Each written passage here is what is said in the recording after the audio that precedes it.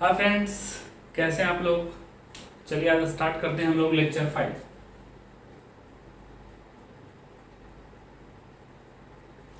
Lecture 4 में हम लोग का कंटिन्यू था method to express concentration. Methods to express concentration.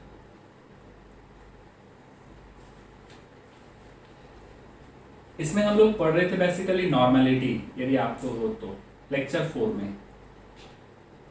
इस नॉर्मेलिटी में हम लोग पढ़ रहे थे n factor, how to find n factor. N factor कैसे निकालते हैं वही पढ़ रहे थे हम लोग। Equivalent weight is equals to molecular weight by change in oxidation state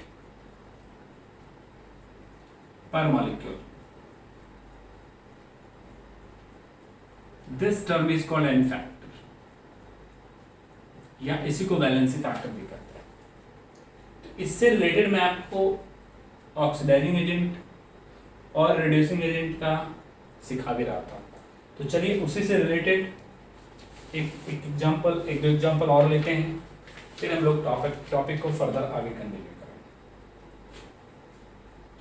यहाँ पे क्या बेसिकली एक एग्जांपल है, CO MnO4 all thrice CO2 plus Mn2 plus. Okay, अब जैसे इसका इक्विवेलेंट वेट निकालना है तो आप देख लो MnO4 पे -1 होता है तो यहाँ चार्ज होगा +3, यहाँ चार्ज है +2, तो +3 से +2 गया, कितने से घटा 1 से घटा। MnO4 में Mn का 7 होगा और 7 से 2 गया, कितने से घटा 5 से घटा। दो मेथड में बताया था, या तो आप बैलेंस करके दोनों तरफ एटम को कंजर्व करके करो, इक्वल करके करो और पर मॉलिक्यूल चेंज देखो। आइदर जो ट्रिक बताया था 3 से 1 गया, 3 से 2 गया 1, यहाँ नंबर जो है उस नंबर से मल्टीप्लाई करते हैं। यहाँ नंबर कितना है 3, तो 3 से मल्टीप्लाई करेंगे तो क्या होगा 15। 1 + 15 कितना होगा 16। So the equivalent weight of CO MnO4 whole thrice इस केस में आया मॉलिक्यूलर वेट वाई कितना आया दोस्तों 16, 1 + 15। ओके फ्रेंड्स, तो हाँ इसमें मैं आपको एक बात बता देना चाह रहा हूँ। यदि कंपाउंड दिया हुआ है और उसमें दोनों का ऑक्सीडेशन स्टेट बढ़े या दोनों का घटे, तो दोनों को जोड़कर इससे क्या करना है ना यहाँ पे लिखते हैं। लेकिन ऐसा केस हो कि एक का बढ़े दूसरे का घटे, then we use the concept of disproportion reaction. ये कॉन्सेप्ट क्या है वो मैं आपको एक एग्जांपल से बताता हूँ। ऐसा केस जिसमें दोनों का ऑक्सीडेशन हो या रिडक्शन हो तो आप दोनों को ऐड करके डिवाइड कर दो। बट जहां एक का बढ़े एक का घटे, वैसे केस में क्या करेंगे, let us see an example. ये मेरे पास एक एग्जांपल है 3H3PO2 that was converted into 2H3PO3 plus PS3। अब यहां देखो, इसका ऑक्सीडेशन स्टेट निकालते हैं, 1 आएगा, 1 × 3 + x + 2 × -2 = 0। सो x = कितना हुआ दोस्तों 1 आया दोस्तों। H3PO3 की बात करता हूं, 1 × 3 + x + 3 × -2 = 0। सो x = यहाँ पे कितना होगा दोस्तों 3 आएगा दोस्तों, ये होगा -3। अब मुझे आप बात बताओ, ये केस ऐसा केस हुआ, डिस्प्रपोर्शन रिएक्शन का केस हुआ, क्योंकि इसका ऑक्सीडेशन स्टेट कितने से बढ़ा 2 से, लेकिन ये घटा, कितने से घटा 4 से। तो बोलो ऐसे केस में कैसे निकालेंगे। सो सिंपलेस्ट मेथड, आपका ऐसे केस में particularly equivalent weight of H3PO2 निकालना है तो m/2 करेंगे और यहाँ पे m/4 करेंगे। एलसीएम लेंगे तो ये एलसीएम 4 आएगा, ये 2m आएगा, ये m आएगा और ये 3m/4 आएगा। इसको और भी तरीके से लिखा जा सकता है, कैसे, this was converted into 2H3PO3 plus PS3। आपका यहां से यहां गया, कितने का चेंज हुआ था दोस्तों? 1 था, यहां कितना था? 3 था, तो 2 का। n1 का वैल्यू 2 ले लेते हैं। और यहां गया था -3, यहाँ पे कितना हुआ था? n2 का वैल्यू 4 था। यहाँ पे n इक्विवेलेंट निकालते हैं। How to find n equivalent? n1 into n2 divided by n1 plus n2. This is equal to 2 into 4 plus 2 plus 4, 8 by 6. That becomes equals to 4 by 3. तो अब आप क्या करो, वही सेम प्रोसेस है, इस तरह से भी आप निकाल सकते हो। इक्विवेलेंट वेट ऑफ H3PO2 कितना होगा? तो m by 4/3 होगा, दैट बिकम्स 3m/4। तो ये हम लोगों का था मेथड टू एक्सप्रेस कंसंट्रेशन में नॉर्मलिटी। होप करता हूं n फैक्टर के मैंने बहुत सारे एग्जांपल्स पिछले वीडियो लेक्चर और इसमें लाकर दिया हूं। अब हम लोग थोड़ा सा टॉपिक को आगे बढ़ाते हैं। मेथड ऑफ कंसंट्रेशन में कुछ और टर्म्स हैं, उसको हम लोग देख लेते हैं। मुझे जहां तक लग रहा है ये फोर्थ नॉर्मलिटी शायद से फोर्थ टर्म था, तो फिफ्थ टर्म देखते हैं क्या होता है। आपको क्या ऐसा भी लिखा मिलेगा, percentage weight by weight. What does it mean?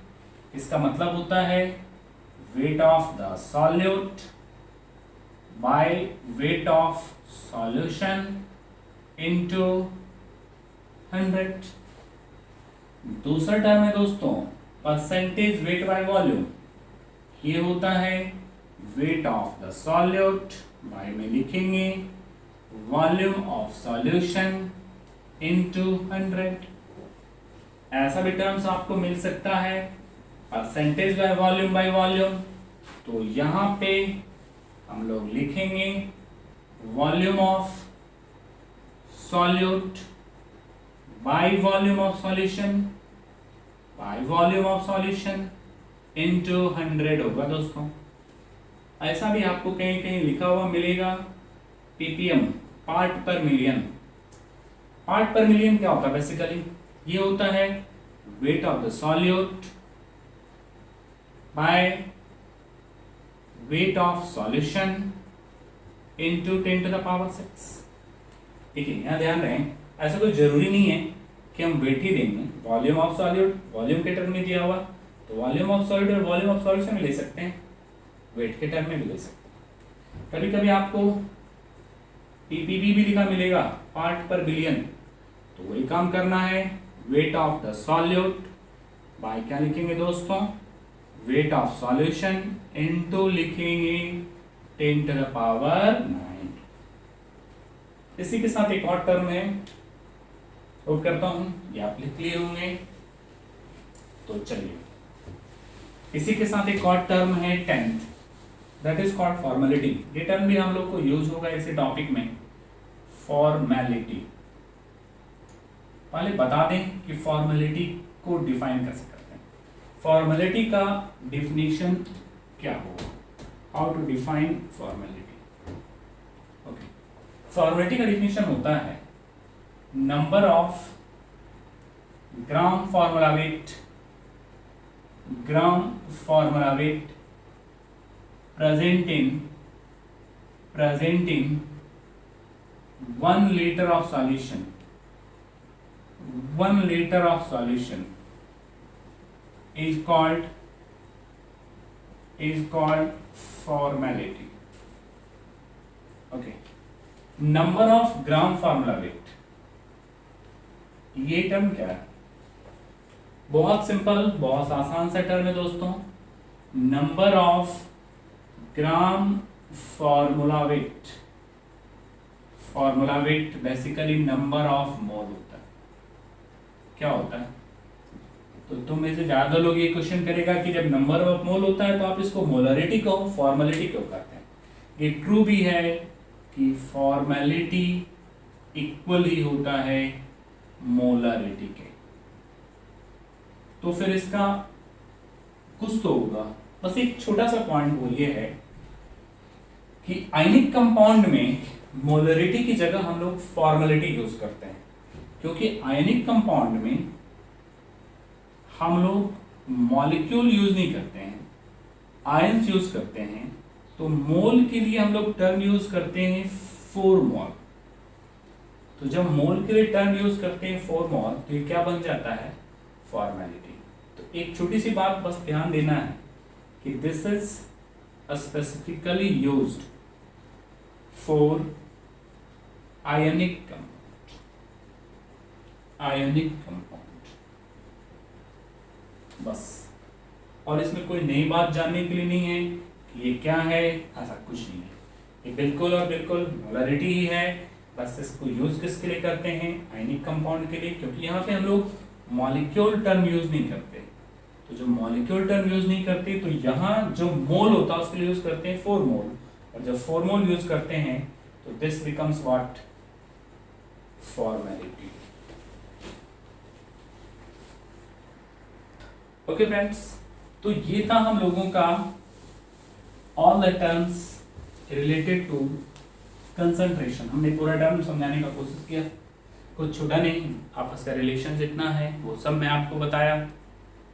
तो अब बनता है प्रॉब्लम। पहले मैं आपको कुछ प्रॉब्लम बताता हूँ, कुछ तो मैं आपको बनवाया था, आप याद करो तो, और कुछ अभी मैं बनवाता हूँ, और उसके बाद फिर हम लोग आपको असाइनमेंट देते हैं। तो लिखते हैं problems based on concentration terms. चलिए पहला क्वेश्चन लेते हैं। पहला क्वेश्चन हम लोग लेते हैं, ये देखो आईटी का क्वेश्चन बैंक। इसलिए इससे क्वेश्चन ले रहा हूं क्योंकि आपके मन का डर दूर हो जाए कि यदि कोई स्टूडेंट सिक्वेंशियली अच्छे से पढ़े, प्रैक्टिस करे, प्रॉपर प्रैक्टिस करे, पहले प्रैक्टिस नहीं, पहले कॉन्सेप्ट देन प्रैक्टिस, तो इसकी पूरी गारंटी है उसका सिलेक्शन होगा। लेकिन कॉन्सेप्ट को मत छोड़िएगा, डायरेक्ट प्रॉब्लम पे नहीं जाना, थ्योरी पढ़िए, पूरी बात को समझिए, देन प्रैक्टिस। जो मैं असाइनमेंट देते जाऊंगा उसको बस आप मेरे पैरल बनाते चलिए। तो चलिए लेते हैं क्वेश्चंस। ये क्वेश्चन आया हुआ है जेईई मेन, अभी रिसेंट का क्वेश्चन है, JEE main 2019 and the exam was held on 12 April. 12 April exam हुआ है 2019 का। देखिए पढ़ने के बाद क्वेश्चंस कितना आसान हो जाता है। क्वेश्चन कह रहा है कि the mole fraction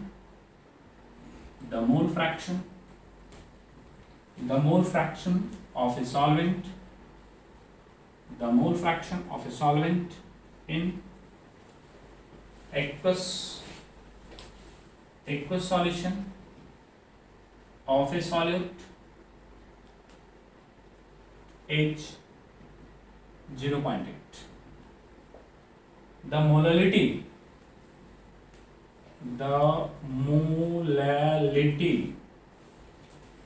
of the aqueous solution is, option A 13.88 into 10 to the power minus 2, 13.88 into 10 to the power minus 1, 13.88 into 10 to the power minus 3। आप खुद देखो ये क्वेश्चन कितना आसान हो गया, आपको यकीन नहीं होगा कि ऐसे ही क्वेश्चंस बनते हैं। कहाँ से क्वेश्चन बनेगा इसकी कोई आइडिया नहीं, इसलिए आपको प्रैक्टिस तो पूरा करना होगा।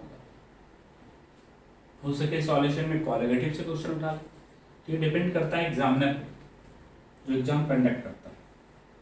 बट यहाँ पे इसको कैसे सॉल्व करेंगे, देखिए मोलरिटी निकालना है। मोलरिटी क्या होता है, 1000 into mole fraction of the solid into mole fraction of the solvent into क्या लिखेंगे दोस्तों, m नॉट।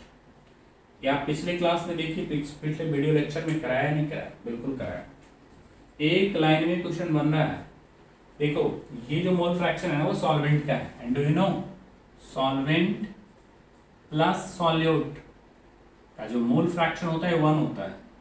यदि ये 0.8 है और ये मोल फ्रैक्शन ऑफ सॉल्यूट है, तो क्या मोल फ्रैक्शन ऑफ सॉल्यूट यहाँ से निकाल सकते हो दोस्तों, बिल्कुल निकाल सकते हैं दोस्तों। This become 0.10, this become 0.8। Water का मॉलिक्यूलर मास 18 होता है, ये 200 होगा, ये 14.4 होगा, एंड आफ्टर डिवाइडिंग 38.8। कितना आसान क्वेश्चन, बेसिक सा क्वेश्चन दिया था। टाइम भी कम लगा क्योंकि मेरे पास ये फॉर्मूला मालूम था। फॉर्मूला नहीं मालूम है फिर भी बन जाएगा, ऐसा नहीं कि नहीं बनेगा, बट टाइम मेरा बचेगा। तो ये आपने फोकस करना है कि जो कॉपी में लिखाया गया है वो समझना। अब ये आपको पता है, प्रैक्टिस की तो आपके लिए बहुत जल्दी निकल जाएगा, नहीं पता है तो आप इसमें भी उलझ सकते हैं। चलिए, now we are going to take another questions. दूसरा क्वेश्चन लेते हैं दोस्तों। दूसरा क्वेश्चन ये से लेते हैं, ये और भी बेसिक क्वेश्चंस है, ये भी जेईई मेन 2019 में आया हुआ, बट ये एग्जाम 9 अप्रैल वाले एग्जाम में आया था क्वेश्चन। क्वेश्चन कुछ ये है,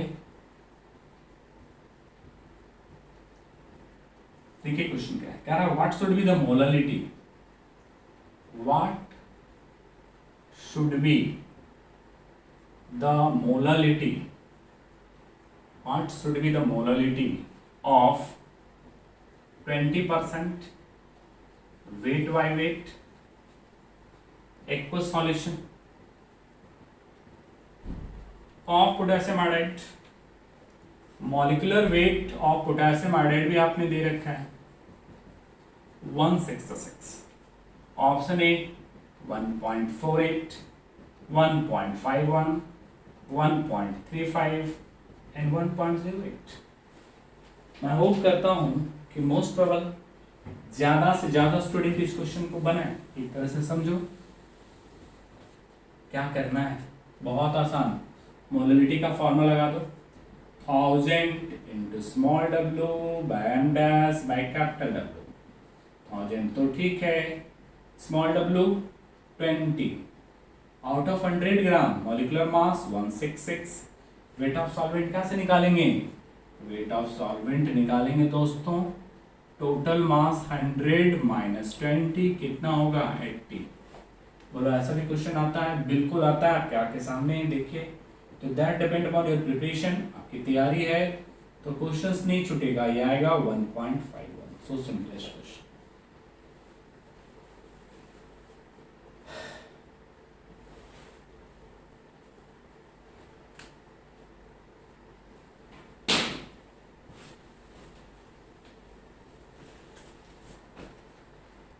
ओके फ्रेंड्स, चलो अब थोड़े कुछ अच्छे क्वेश्चंस लेते हैं। ये तो बिल्कुल मेंस का था, बट फॉर्मूले बेस्ड क्वेश्चंस थे। थोड़े अच्छे क्वेश्चंस लेते हैं कुछ क्वालिटी वाले क्वेश्चंस लेते हैं। चलिए एक अच्छा सा क्वेश्चन लेता हूं, कंसंट्रेशन टर्म। क्वेश्चन बेसिकली है कि calculate the molality and molarity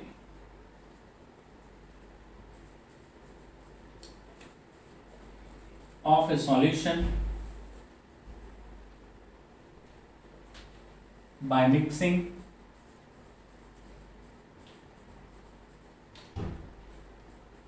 equal volume of 30% weight by volume density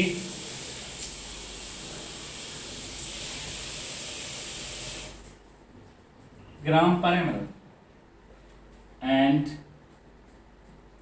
70% weight of H2SO4 and density 1.61 ग्राम पर। चलिए करते हैं इस क्वेश्चन। कुछ नहीं है, बहुत ही सिंपल क्वेश्चन है, बट आपको निकालने के लिए दोनों दिया हुआ।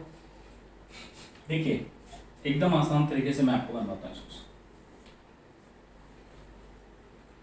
दो चीजें हैं तो दो टाइप में, दोनों अलग अलग लिखते हैं। एक तरफ में है 30% वेट बाय वॉल्यूम, दूसरी तरफ में है of H2SO4 70% weight by volume. तो परसेंट का मतलब हुआ 100 ml of solution contains 30 gram of sulphuric acid. कर सकते हैं। टोटल वॉल्यूम 100 ml में कितना ग्राम है? 30 ग्राम है। ये तो क्लियर दिया हुआ है। ऐसे ये भी लिखेंगे, क्या लिखेंगे दोस्तों? 100 ml of solution contain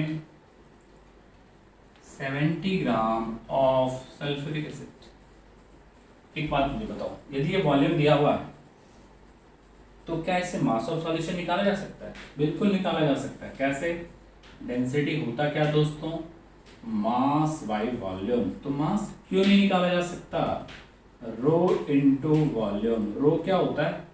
कितना दे रखा है? 1.218 into 100 0.8 gram. This was the weight of first solution. पहले सॉल्यूशन का इतना वेट निकला। यहां भी ऐसे ही निकल जाएगा, रो इनटू वॉल्यूम। रो कितना दे रखा है दोस्तों? 1.61। वॉल्यूम कितना दे रखा है? 100। तो ऐसे सिचुएशन में 161 ग्राम आ जाएगा। This is mass of solution 1 and this is mass of solution 2। ये क्या निकला? ये है मास ऑफ सॉल्यूशन। पूरा लिख दिया। मास ऑफ सॉल्यूशन 1 ये क्या है? मास ऑफ सॉल्यूशन 2। लेकिन इसमें सल्फ्यूरिक एसिड कितना है? तो 30% है। इसमें कितना है? तो 70% है। तो मास ऑफ H2SO4 निकालना होगा। मास ऑफ H2SO4 निकालना होगा तो कितना हो जाएगा? 1218 इंटू 30%, मतलब 30/100। आफ्टर मल्टीप्लीकेशन यदि इसको हम लोग यहाँ पे मल्टीप्लाई करेंगे तो ये आता है दोस्तों 36.5 ग्राम। ठीक वैसे यहां भी यदि यहां पे मास ऑफ H2SO4 निकालेंगे तो क्या होगा? 161 का कितना percent? 70/100 and after calculation it becomes 112.7 ग्राम। तब तो हम लोगों का ये सारा प्रॉब्लम सॉल्व हो गया।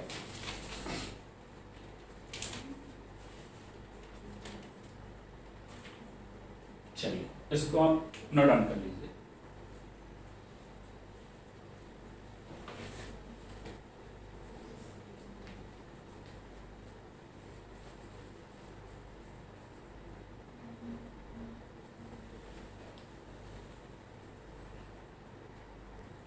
चलिए आप लोग लिख लिए होंगे। अब यदि आप इसे नोट डाउन कर लिए तो थोड़ी सी बात को आगे बढ़ाते हैं। जगह नहीं है, जगह की थोड़ी कमी है दोस्तों, समझ रहे हो आप? तो इस वजह से हम यहाँ पे इसको मिटा देते हैं। ओके, अब आप मुझे एक बात बताओ कि total weight of sulphuric acid तो निकल सकता है यहाँ से? बिल्कुल निकल सकता है। Total weight of sulphuric acid क्यों नहीं निकल जाएगा? ये हम लोगों का कितना है? 36.50 और ये हम लोगों का कितना है? 112.70। ये है मेरा वेट फर्स्ट वाले का और ये वेट है मेरा उसका 112.7। इसको ऐड करते हैं तो 2, 8 एंड 4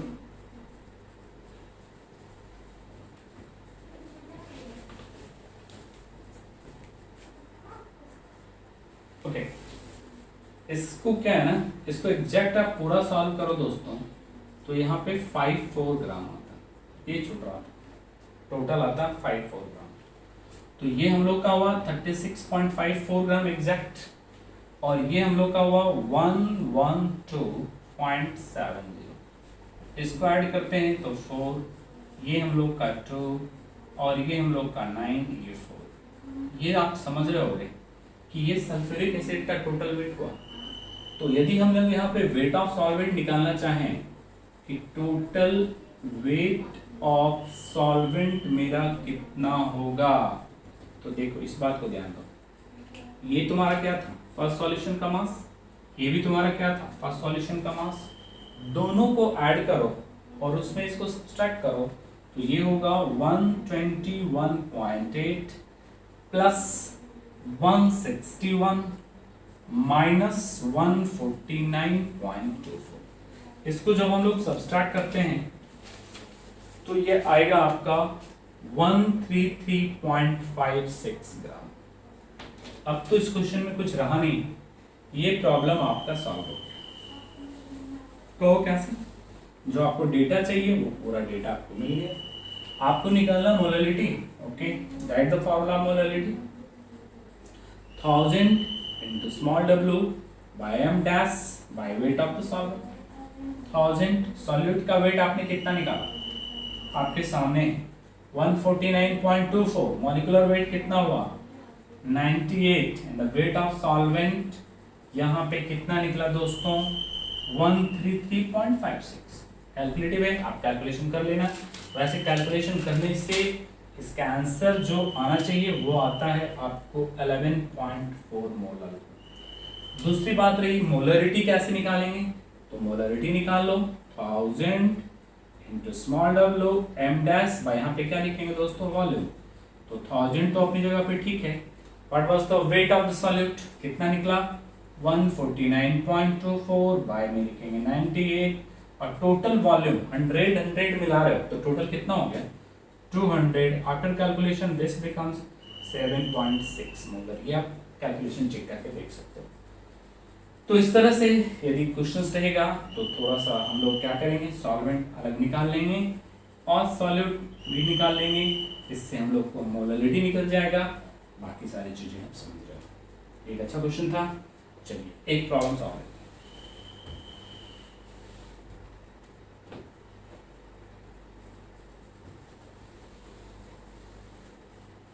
ओके, एक अच्छा सा क्वेश्चन आप लेते हैं हम लोग। क्वेश्चन लिखते हैं, ये क्वेश्चन भी जेई का आया हुआ है, आईटी का क्वेश्चन है। कैलकुलेट द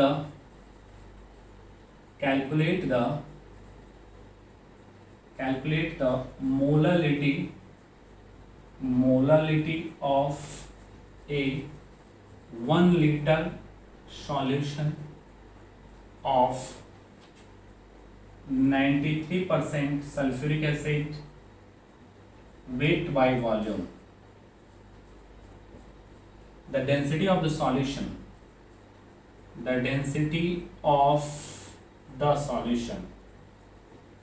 is 1.84 ग्राम पर ml। आसान क्वेश्चन है दोस्तों, यहाँ भी मोलरिटी निकालना वैसे कोई खास बात नहीं है। आप देखिए मेरे साथ, ये आपको आसानी से समझ में आ जाएगा। क्या करना है देखो, सबसे पहले तो हम लोग इसका मतलब लिखते हैं। What does it mean 93% sulphuric acid weight by volume का मतलब क्या होता है, मतलब होता है कि 100 ml of solution contains 93 gram of sulphuric acid. और ये तो ठीक है। तो आप मुझे एक बात बताओ, टोटल वॉल्यूम कितना है 1 litre means how many ml 1000 ml। तो इसमें कितना ग्राम होगा 930 ग्राम ऑफ सल्फ्यूरिक एसिड। तो चलो वेट ऑफ द सॉल्यूट पता हो गया, डेंसिटी दिया हुआ है, वॉल्यूम मालूम है, तो क्या मास ऑफ सॉल्यूशन नहीं निकल सकता, बिल्कुल निकल सकता। और to find mass of solution rho into V, rho 1.84, volume was 1000, after multiplication 1840 हो जाएगा। इतना क्या हो गया ग्राम हो गया दोस्तों। तो ये हुआ मास ऑफ सॉल्यूशन, ये है मास ऑफ सॉल्यूट। क्या मास ऑफ सॉल्वेंट निकाला जा सकता है, बिल्कुल निकाला जा सकता है मास ऑफ सॉल्वेंट। कैसे निकाल सकते हैं, 1840 में से कितने को माइनस करेंगे 930 को, 0 1 and 9, this was the mass of solvent. अब आपको क्या बचा, कुछ नहीं बचा। तो थोड़ा सा क्या होता है, जब क्वेश्चंस मुझे मिलता है तो पहले हम इसका मतलब लिखें, मतलब लिखने के बाद फिर जब हम लोग इसको एक्सप्लेन करते हैं तो अपने आप सॉल्यूशन दिखता है। मोलरिटी का फॉर्मूला क्या होता है जान रहे, 1000 into small w by m dash by capital W। 1000 what is the weight of the solute, देखिए बताइए 930, molecular mass 98 and weight of solvent 912। मुझे लग रहा है इसको सॉल्व करने के बाद ये आता है 10.4 molar, that was the right answer. Okay friends, तो ये हम लोगों का था problems based on concentration. Problems तो अभी हम लोग के पास बहुत सारा आएगा, क्योंकि जो असाइनमेंट्स आपके लिए बनाए हैं उसमें हर टाइप का क्वेश्चन दिया हूँ, बेसिक से लेकर टफ तक का दिया हूँ। तो एक अच्छा स्टूडेंट है वो बनाएगा तो पक्का उसमें उसको प्रॉब्लम्स आना ही है। तो प्लीज आप अपने क्वेश्चन का नंबर व्हाट्सएप पे मुझे सेंड करिएगा कि ये सारा प्रॉब्लम्स मेरे से नहीं हुआ सर। उन सभी प्रॉब्लम्स को मैं आपको एक एक कर डिस्कस करूंगा। तो ये था हम लोगों का remaining parts of concentration. Okay, thanks. अगले वीडियो में हम लोग पहले प्रॉब्लम का सॉल्यूशन और फिर थ्योरी भी आगे कंटिन्यू करें। Okay, thanks.